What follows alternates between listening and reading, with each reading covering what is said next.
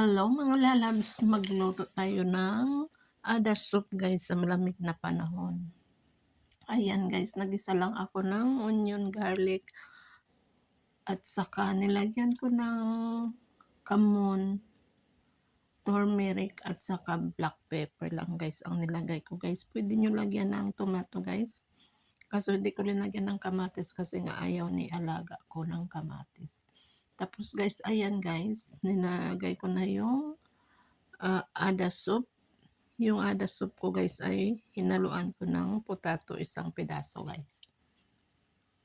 Tapos ayan, igisa-gisa lang natin guys. Lagyan natin ng Maggi cubes para mas masarap guys. Tapos nilagyan ko ng yung parang Maggi siya na maliliit lang na noodles guys.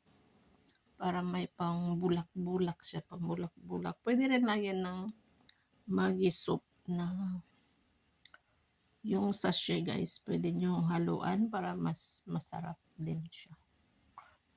Kung gusto nyo lagyan ng tomato paste, pwede rin guys. Kaso nga ayaw ng amo ko ang ada soup na may tomato paste. Ayan guys, di ba makita nyo guys, para siyang may noodles na maliit-liit guys. Ayan, dapat ma-sticky-sticky kasi yan ang gusto ni amo guys na sticky-sticky. Ayaw niya yung maano siya, hindi sticky.